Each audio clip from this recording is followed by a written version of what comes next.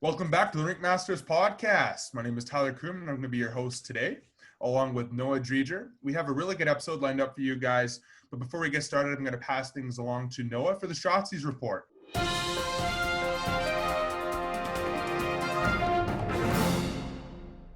All right, thank you, Tyler. This week there's a few big things. Matt Dumba, he got the King Clancy Award. Good for him. I mean, he's been a really stand-up guy. He took a really big step forward when he did that speech early in the playoffs. I'm not sure if you remember that, Tyler, but that was guts to do that for sure. Next news, Hunter Brown, Caribou Cougar alumni. He just signed with the Merritt Centennials. Last season for the Caribou Cougars, he had 16 goals, 14 assists in 39 games, and he is from Fort St. John, BC, for all you BC fans. And Griffin Outhouse, former Caribou Cougars alumni and Victoria Royals alumni. Griffin Outhouse, he just committed to UNB, and just before that, he was playing for the Jacksonville Iceman in the ECHL. All right. Also this week, the Caribou Cougars, or Caribou Hockey, just opened their training camp. So Tyler, why don't you talk a bit about that? Yeah, so I was at the Caribou Hockey training camp this past weekend, and I got a great opportunity to just see everyone get back onto the ice. And, you know, it's been a long time since we'll be able to be back out there. And they have a COVID-19 plan in place, so everyone shows up in their gear, dressed, comes inside. You know, they're not using the dressing rooms; they're using the hallways and the auditoriums. Seats spaced out 6 feet apart, putting on their skates. I will say it was a shock to the system for me because being someone that's grown up around the rink, you know, my whole life, you walk in and there's one entrance in, one entrance out. There's only certain places you can go. Certain places are blocked off. And so it's definitely something to adjust to. But nonetheless, there is some sense of normality to the process. I got a good chance to just see some players that I've been keeping tabs on for the past couple of seasons. And one player that really stood out to me for the Caribou Cougars was Fisher O'Brien. I know one thing for me that I was a little bit worried about is his skating. He wasn't always the fastest skater, but looking at him this year, his skating has gotten a lot better and he looked really good. He used his edge work was phenomenal, and just the way that he was reading the ice and creating space and really making room for his line mates to really get things going offensively was really good. And I saw that he was really playing the full two-way game. And so if you're a Prince George Cougars fan, Caribou Cougar fan, wherever he ends up playing this year, you're going to be impressed, I think. Overall, I think my review for this past weekend, it was a really good time, and just being able to see everyone back at the rink, just being able to get back into the process, and just the sounds of the, skates hitting the ice, all of that really hit home. And, you could definitely see within the coaching staff, the GMs, the players, it definitely was meaningful for everybody. It was really cool. So I had two questions for you about the weekend. One of them was kind of based off how I said it. Originally I said the Caribou Cougars just started their training camp, then I corrected to Caribou Hockey. For those of you not from Prince George, I think Tyler should do a quick explanation of why I had to correct that. Yeah, so the reason that it is called Caribou Hockey is there's a number of teams within the Caribou Hockey bubble. You got the U18 and U16 AAA teams, which is the Caribou Cougars. You got the Bobcats, and then the female team, which is also the Northern Capitals. All right, thank you, Tyler. That's good to clear that up. Obviously, I think lots of people have had questions over how the return to play is working at other levels other than the NHL, which brings us to the NHL. The second round of the playoffs just wrapped up this past week. So thoughts on that? Like, what were some of the major takeaways? Let's start in the Eastern Conference with Tampa Bay versus Boston. That was a very interesting series. Heading in, I picked Boston to take this one. I thought that their experience would really stand out and that they'd be able to withstand, the offensive prowess of Tampa Bay, and they just couldn't do it. They seemed to be a bit of a step behind for parts of the play. One thing I think was really not going for Boston was Tuukka Rask not being there against Tampa Bay. Halak didn't do a terrible job, but I do know that he did, from what I could see, he let in some goals he probably should have had, and that you just can't have that going for you when you're playing a team like Tampa Bay in such a critical game in series. Yeah, I know for me, one of the big takeaways from that series, again, it was the Halak situation.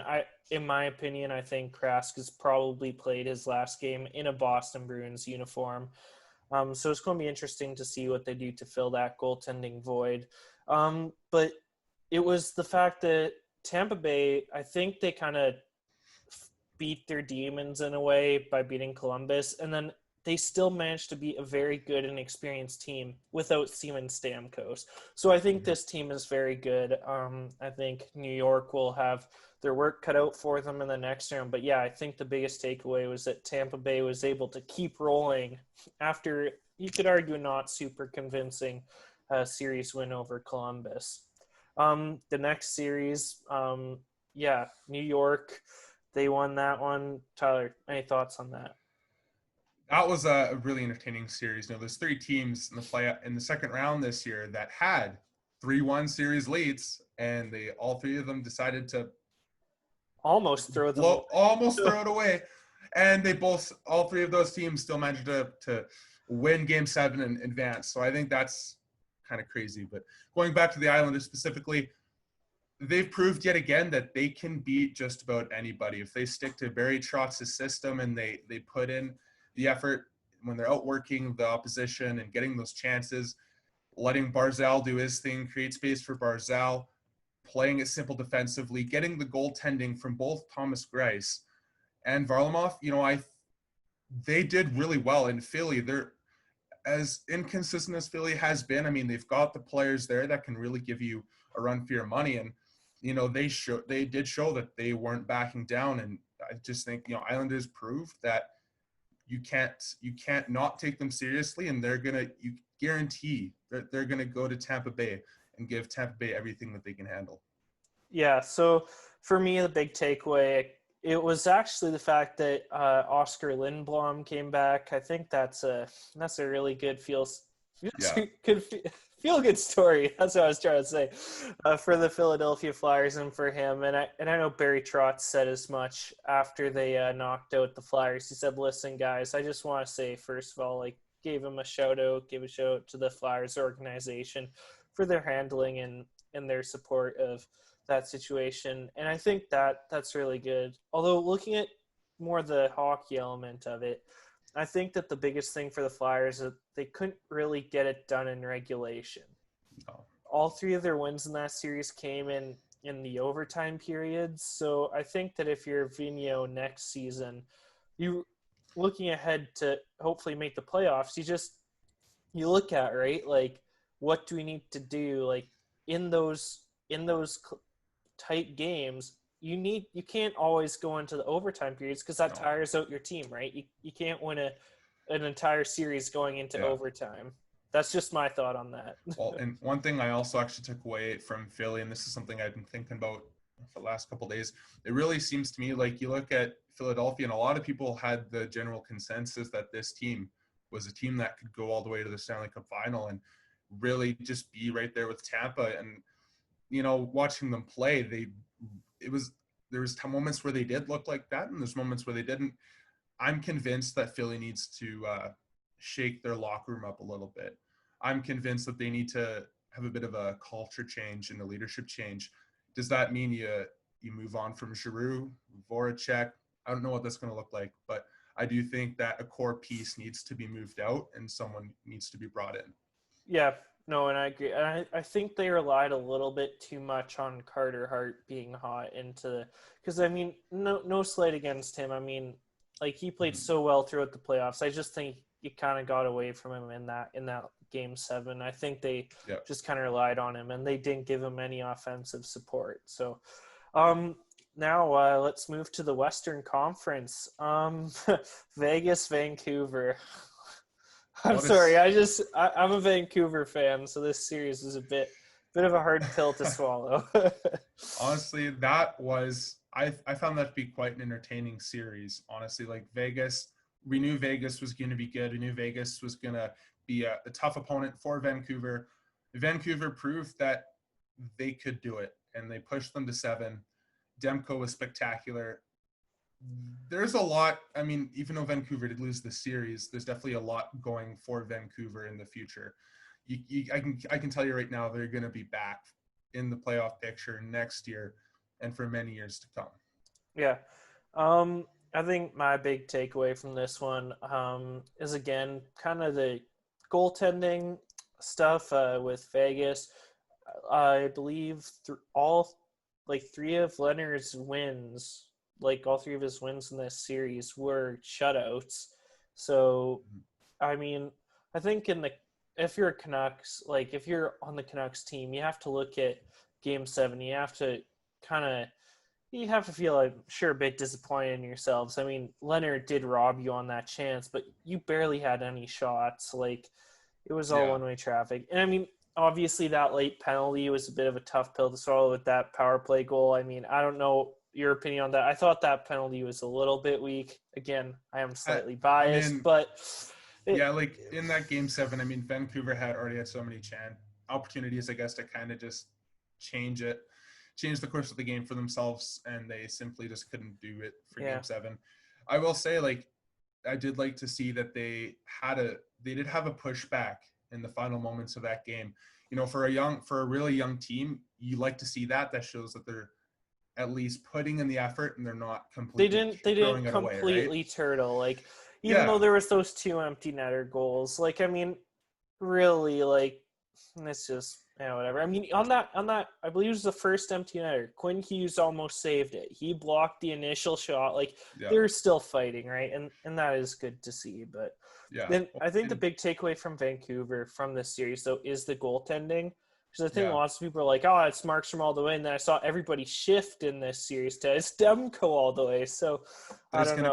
There's definitely going to be a lot of focus on the goaltending situation in Vancouver heading into the offseason for sure. Yeah, and now Dallas versus Colorado. Whoa, this was my favorite series. And as you can see why, there's a Stars poster on my wall.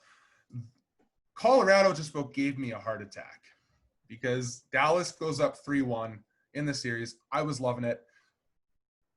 Colorado is a good team. And so I know heading into this series, everyone's like, I honestly, from what I saw, literally everybody's like, oh, easy series for Colorado. McKinnon's got this, right? And then we head into the series. Dallas puts up a huge fight, really shocks the NHL by getting the 3-1 lead. Then things definitely started to go sideways. Colorado's coming back. Honestly, all I can say is Colorado, for being a younger team in the NHL, they got such a fantastic team there, Noah. Nathan McKinnon, Landeskog, Rantanen, Makar. Oh my goodness, Makar. Makar was a beast in the playoffs this year. I have to say about Makar, though, I think from what I saw of him, and it may have just been when I was watching, because almost every time I watched a game, Makar made a mistake that either almost led to a goal or did lead to a goal for the opposition. Yes. I mean, he did have some good moments in the times I watched, I'm not going to lie, but it seemed, maybe it's just me watching, that suddenly he just started playing worse. I don't know. But I think he did make a surprising amount of mistakes in the playoffs. Well, yeah, he did make those mistakes, but he also rebounded from those mistakes. That is true. That's very good. He did show that character. So that's good. I think also the interesting thing from this series was that Dallas in these playoffs, I saw an interesting stat for one. They were considered one of the tightest defense going into the playoffs. I believe now they're shipping more than a goal per game more than the next closest team in the conference finals right now, which is kind of interesting, but they're also scoring at a high rate. But I mean, I think it's interesting because lots of that scoring hasn't necessarily come from their top guys. They only made it out of Game 7 because of a player who came in. Yeah. He was a scratch before that, and they came into the game. He scored a hat trick. He scored the winner in OT. He scored, wasn't it the late one that tied it late in the third? Like, I don't know. Like, it was just interesting. And I think for Colorado, obviously it sucked. They lost Landeskog, so I believe he went down that cut above the knee. That didn't look very good at all. But I mean, I think overall for Colorado, that was a good series. I think they showed character in really fighting back. I think they did get a little bit unlucky in that game 7. I mean, it could have gone either way. I think shots were equal. Yeah, if I'm really correct, close. like they were, if not equal, they were extremely close. Like it was a very good game. So, Michael Hutchinson, you can't mention that series though. Oh my goodness, it's crazy because Hutch is clutch. Hutch is clutch. Yeah. Well, it's so interesting, right? Because one thing that kept running through my mind is Michael Hutchinson. You know, he starts the year as a backup in Toronto. Plays terribly, loses his backup job, gets buried in the minors, then now shipped off close to the deadline to Colorado for a late pick, I believe. And, you know, plays in the minors for Colorado, comes into the bubble, gets his chance, and all of a sudden he plays like a solid goalie. Like, I was like, what is this? I guess that's hockey for you, though. There's always room for heroes. Like, you look at Kiviranta for Dallas, the most unlikeliest trio in the organization, and he wins them the series, right? So that's what I loved about this series, I think, is the unsung heroes, just the guys that stepped up that you wouldn't have expected to step up, you know? Yeah, I mean, that's just been the story for Dallas in these playoffs. I mean, Kiviranta, and then also Gurianov in the Flames series. And I mean, I think, though, for Michael Hutchinson, though, it must have been most painful for Leafs fans, especially with what happened with Frederik Andersen. So, I mean, I think now Hutchinson has won almost as many elimination games as Andersen. So that's pretty painful. But Tyler and I had another pretty big discussion that we kind of wanted to go over today, and that was kind of about the free agency and trades. So I know for both of us, something that it's kind of been, I mean, not unexpected, but a little bit unfortunate is how much people seem to be focusing on the individual free agents. Like, how good is Leonard, right? Like, how big of a contract can he command? Like, will Vegas want to keep him? Yeah. I think those are the wrong questions. And Tyler, I think, agrees with me. I think that, especially in the Leonard instance, it's not if Vegas wants to keep Leonard. I think absolutely they're going to try to keep Leonard. I think it's what are they going to do with Fleury? That's the bigger question, especially in that situation. So, Tyler, do you have anything to really talk about with that? Like, just kind of walk us through it. Like, obviously, you know, like Fleury comes over in the expansion draft, and, you know, it becomes the face of the franchise immediately. Vegas fans fall in love with him. He's been good for them these past couple of years. Now they make the trade at the deadline for Robin Leonard. Leonard comes in, and he's been nothing short of fantastic all the way. He's younger. He definitely has a lot more left in the tank. And I think if you're Vegas, that's a very attractive option to sign Leonard, you know, long-term, lock him in as your starter. That extends your window for contention, in my opinion. And you can move on from an aging Fleury and recoup some, you know, you free up salary cap, and you also can recoup some picks as well by sending them off to a team looking for some goaltending help, right? Well, and I mean, it's been really surprising to me, like, how many pundits I've seen and, like, supposed insiders saying, oh, all these teams are interested in Leonard. I'm like, he could be considering them. I'm like, of course they're going to be interested. I'm like, that's not the interesting thing. Is Vegas, in my opinion, wouldn't have traded for Leonard if they weren't seriously going to try to re-sign him, right? Like, why would you have a starter who's had a bit of an offseason in Fleury, right? Why would you trade for a goaltender like Leonard, right? And then let him just leave him free agency and then run with Fleury again for the next season. That doesn't make any sense to me. So, I mean, especially in that situation, I think that Vegas keeps Leonard and tries to trade away Fleury. I think a possible destination could be Edmonton. I don't know if you agree with that, but I think that's certainly in a place. Or I don't know why they would, given their experience with old goaltenders, but maybe Ottawa. But I don't know. The way I see it, the only way Edmonton can think about taking Fleury is if they're sending James Neal back to Vegas. Otherwise, cap-wise, it's not going to work. And then if you're Vegas, it's like, do we really want to take James Neal back with that cap hit, because we need to free this cap to now sign Leonard? So I mean, obviously there's going to be a lot of messy stuff this off season. For sure. Yeah, which kind of brings me to the next, there's a few other big goaltenders supposedly on the market. There's one of them being Jacob Markstrom. Again, it surprised me how many pundits seem to have him leaving Vancouver. I know Benning has said that there is no way they are not trying 100% to keep Markstrom. And I don't see why he'd leave if he gets a good offer from Vancouver. So that kind of surprised me. I think the more interesting, again, thing kind of like with the Leonard Fleury situation is come the trade deadline and the expansion draft, right? So obviously Demko showed himself to be extremely capable in super meaningful games against Vegas. He had a pretty good season, pretty good regular season. Obviously, it wasn't perfect, but nobody really expects your rookie season to be perfect. So, I mean, with that in mind, right, I think the biggest question mark with that situation is Demko's health.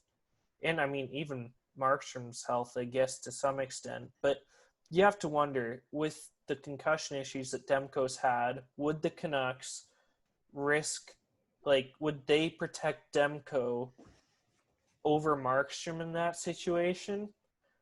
I don't know. That's just the thing. I don't think there's any scenario in which the Canucks willingly let Markstrom walk this summer. No, yeah, I definitely agree with the fact that there's not a situation where Markstrom walks this summer. I also have a hard time seeing there being a situation where they have both Demko and Markstrom come the expansion draft. I can totally see them signing Markstrom here, and then they're going to give Demko, Markstrom equal opportunity to really have the crease next year. And then you get to the deadline, they'll pick their goalie. I'm going to say it right now because I think this is how they should do it. They got to pick their goalie, who's going to be the goalie they're going to run with.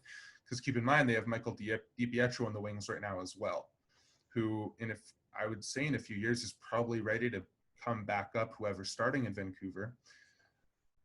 Goalies are a premium. Vancouver has two really good goalies. They're gonna bring good returns no matter who you decide to keep or who you decide to move. Personally, I think I would maybe stick with Demko, just given the fact he is younger and he's a goalie that definitely has proven that he can steal you games. He almost stole them a series. So, I would probably stick with Demko myself, but we'll see how things play out. Yeah, obviously that big thing. Then the next big goaltender on the list for free agents is Braden Holtby. Yeah. I'm honestly kind of surprised how he just seemingly fell apart in Washington this year. Not that he was completely terrible, but he just didn't seem like himself from what we've grown accustomed to. So, I mean, with that in mind, he'll obviously command a pretty large cap hit, especially after what Bobrovsky got last season. So where do you see him going? Do you even think any team can come close to offering him the money that I assume he'd demand? I'm not sure. I mean, if we're looking at teams with cap hit, I mean, Ottawa's got cap. New Jersey has cap. Does he want to go to either of those franchises? Because I know, Well, here's the deal. If you're Holtby, if you want a $7 or $8 million contract, if the contending teams or the playoff hopefuls aren't willing to give you that type of money, but say a team like New Jersey is willing to give you that, you got to decide, do you want to take less cap to go to a playoff team, or is your heart really set on the dollar value, and are you willing to go to a team that may not win something while you're there? I don't know. Some players are fine with that. Some players do care more about the bottom dollar than they do for the actual state of the team. But obviously, that's not the majority of the league. Most of these players want to win. It'll be interesting to see. Like, there's going to be a lot of good goalies available on the free agency and potentially via trade as well. Well, right? And speaking of the via trade, I've seen a lot of speculation with Columbus, obviously, surrounding Korpisalo and Merzlikins. Obviously, they can't both stay. Obviously, they won't still be there come next summer, especially with the expansion draft, because if neither of them get traded, I can't see a situation in which Seattle doesn't take one of them. And then, so obviously they're on the market. I've seen rather surprising. Arizona is apparently shopping both of their goaltenders. They're also shopping apparently Ekman Larson. So, I mean, Arizona, I think, is gearing up for a complete rebuild. And then Pittsburgh, both of their goalies are on the block right now. There's lots of goaltending stuff going around. And I think Edmonton is also in search for a new starter. I wouldn't be surprised. So there's so much going on. And again, the Vegas situation, I've heard the Sharks might be looking for somebody like to either challenge Martin Jones or to outright replace him. Yeah. There's just so much going on in terms of goaltending. That's not even talking about defense yet, dude. Like the league is just going to completely shift, like with the new decade. Like it's ridiculous how much I see. There's definitely a lot. And speaking of goalies, I mean, the first domino to drop here was Jake Allen getting traded to Montreal for a third-round pick. That's true. Again, great move by Montreal. I have to say that was a fantastic bit of business.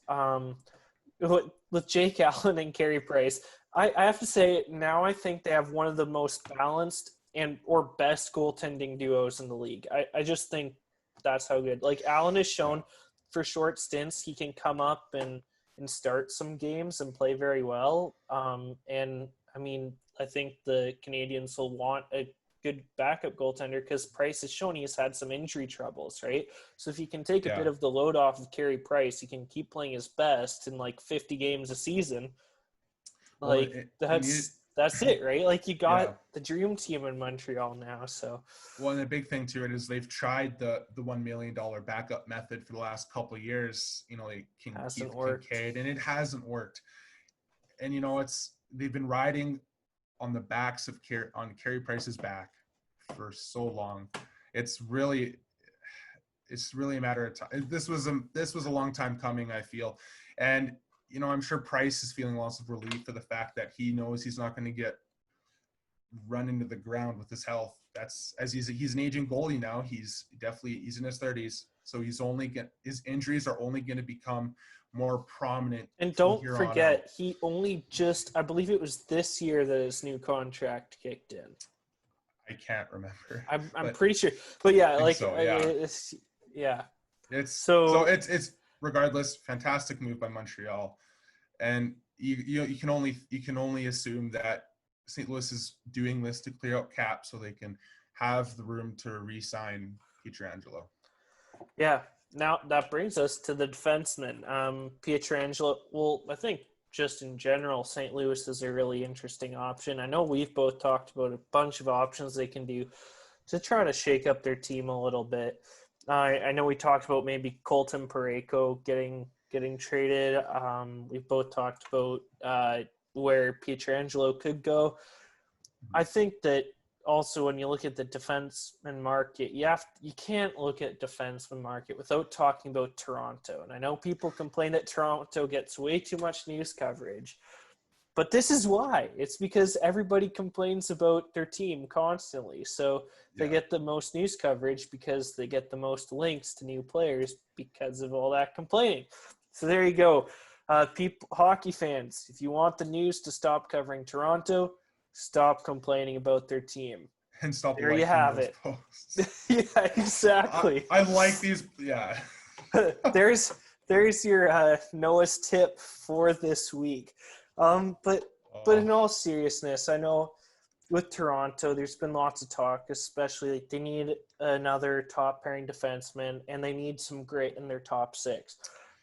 So Tyler and I both talked about this. We think that Pietrangelo could be a good fit on defense, or Colton Parayko, both from the Blues, or PK Subban. We also talked about if he wants a change of scenery from the Devils. But if you look at the top six, like more grit forward, Tom Wilson and David Perron were the two names that we came up with that we think they should pursue again, because if you're looking for grit, I know as a Canucks fan, I freaking hated David Perron in that series. I mean, like, oh man, he's just getting in the dirty areas in front of the net, like just a thorn in your side all series. So, well, and it's crazy too, right? Because it's easy for hockey fans to hate those types of players. But let's face it, if they're on your team, you love them. Okay, well, like that's just it. I believe those types of players help you win games, especially games that matter, because they're the guys that they'll do the dirty work. They don't care who hates them. They're just going to go do it. That's their role. And especially if they can actually contribute on the scoreboard too. Like that's what I found really nice about Perron for St. Louis. And Wilson, honestly. Yeah. Like, he's a very capable point getter as well. Like, so I just know from this year, from what I saw from Perron specifically, is he was under the Vancouver Canucks skin. He was a net front presence. He was putting pucks in the net. He was setting up his line mates. Sure, it could be his visor. If you say so, Noah. But for real, like Perron was their most effective player and their most consistent player for the entire season. Than maybe Ryan O'Reilly. He was O'Reilly was good too. I guess he could maybe... You always expect that, though, from Ryan O'Reilly. Like, I think David Perron, he is, again, I think, one of the most underrated players in the league. I think he was almost at a point-to-game pace this season. He was close, yeah. He was very close. So, is there any other big possible trade or free agent signing that you could see for this summer? Before I elaborate on that, I want to go back to Toronto quickly. There's been a lot of talk lately of the future of Frederik Andersen. Yes, Toronto. Goalies again. And I know, one thing I've seen on social media, a big common theme, which I expected, is people saying, "Oh, Andersen, it took Toronto so long to get a legit starting goaltender. It'd be a mistake to get rid of Andersen and all this." Well, here's where I stand on that. Frederik Andersen, yes, he's a fantastic goalie. He's also 30, and he's going to continue to get older. He's currently on this upcoming season will be the last year on his $5 million contract. I would be willing to bet heading into the free agency next summer, he's going to likely be wanting a pay raise. Slightly. So, I could see him getting 7. Free agency, I could see Freddie Andersen getting 7.5. Can Toronto really afford that with the way that this team's built? I don't think so. So if you think about that, say hypothetically they trade, because the team I've seen linked is the Carolina Hurricanes and Frederik Andersen. Well, say they trade Frederik Andersen, get some prospects, a pick. James Reimer. No, I'm not there. That's not what's going to happen. James Reimer's going to go back to Toronto, folks. No. You heard it here first. Just kidding. He's going to be their new starter. He's going to take them to this cup. It's going to happen. I can't put my seal of approval on that.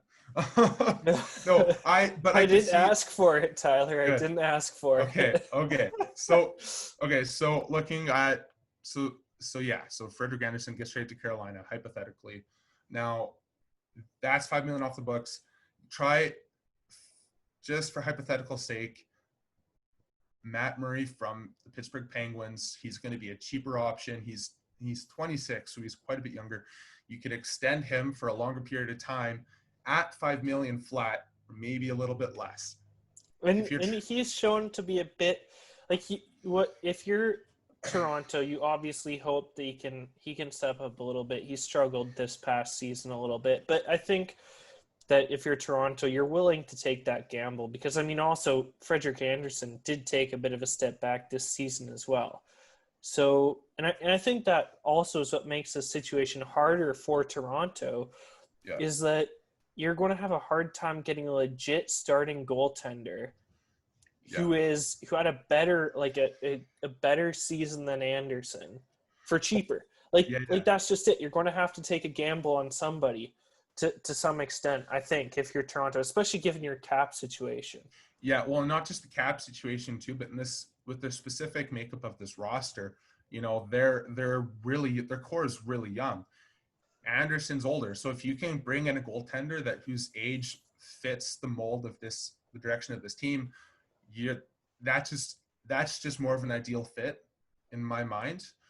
And you know, it's not you're maybe, you know, with Frederik Andersen being 30, getting older, I think you're only going to get maybe 3 or 4 really good, solid starting years out of him. And then he's at most, and that's being generous. And then he's going to start to tail off a little bit because the way that they've been riding him, if they continue to ride him that way,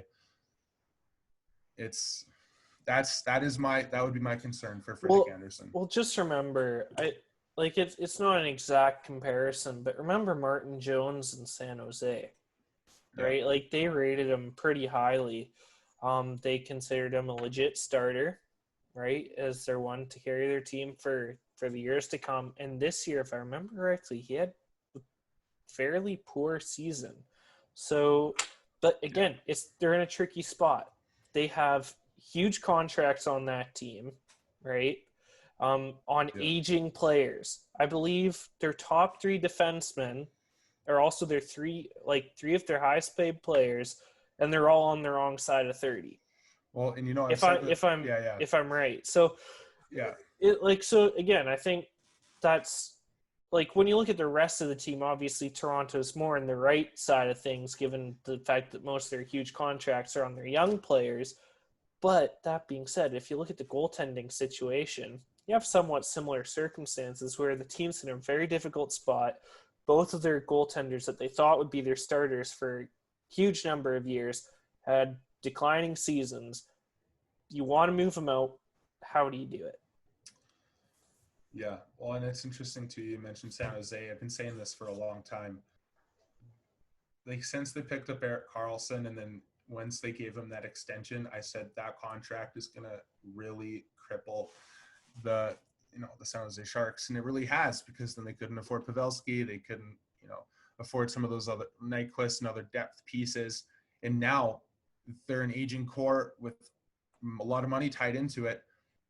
They really can't do a whole lot now. I think that mistake that San Jose made, they thought they were still able to win now, and then they're like, oh, Karlsson's great, he's a Norris winner, you stay here for a number of years.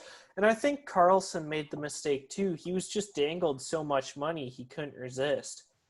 Like, I don't know. I just think that was such bad, like, dealings from, like, honestly, I can't remember. Was the GM fired? I don't think so, no. I'm surprised. If fans aren't calling for his head, they should be, like, if he's still there. Like, just was handled so poorly. Well, the other thing too, right, is like with Erik Karlsson, the big red flags was his health. Like his heel hasn't exactly healed. No pun intended. No, that was intended, Tyler. We all know fine, that was. Fine, you got me. It's intended. But he has declined significantly within the past 2 seasons, and you can't tell me that that's going to get better next season or the season after. Especially given the fact that roster in general is declining. Like, it's hard to succeed if the pieces all around you are getting worse. I've heard people saying they're shopping Burns and Vlasic. It's going to be hard to trade either of those even still. I think you could still get a decent return for Burns, especially if it's a contending team now. Vlasic's going to be tricky. You're stuck with Karlsson. that's really it. I mean, you don't want to move on from Couture because, I mean, you need some Couture. You need someone to be there to really, be there to lead the offense. But it's tricky. That situation is tricky. They're in a very tight spot. So, yeah.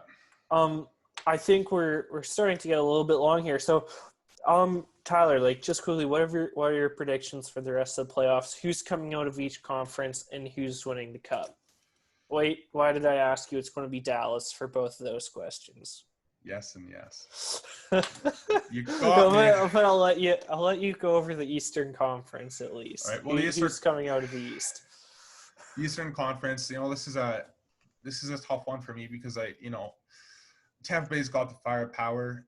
They have a really good team. Vasilevsky's been excellent in the playoffs here, but I can't get enough of how well the Islanders have played under Trotz. I think Trotz is going to outcoach Cooper, and I'm going to give the Islanders this series in 7 games.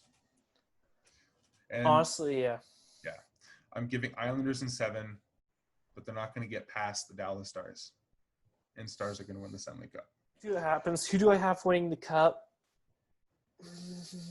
I don't know, man. At this point, it's I can't say. You have to pick one. You have to say. You have to. Oh.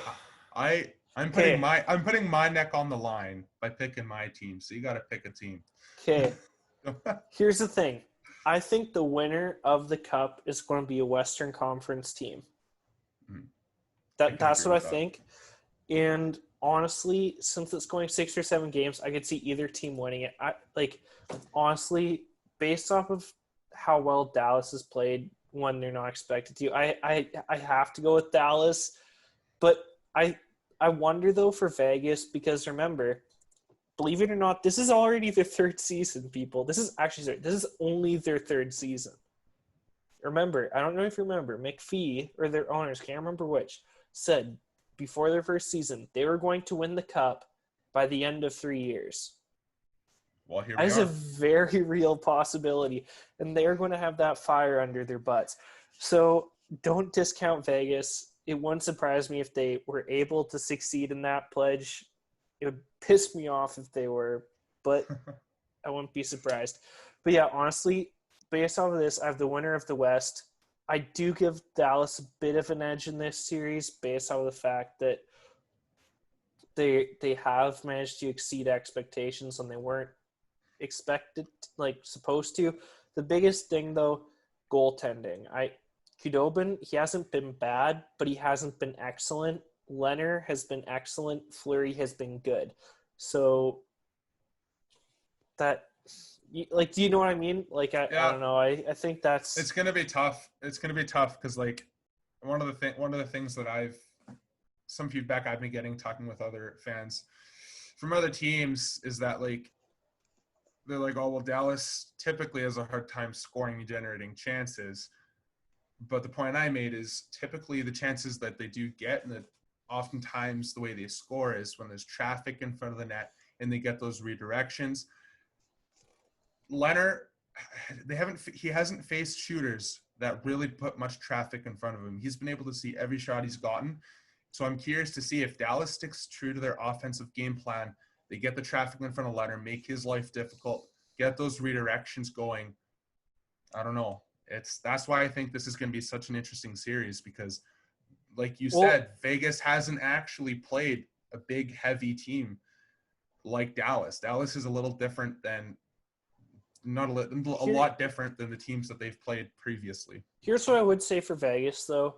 Okay, so looking at, and I remember this at the start of the podcast, I did mention how Dallas, supposedly a super staunch defense team, that's all defense, has the worst goals against per game record currently in the conference finals, right?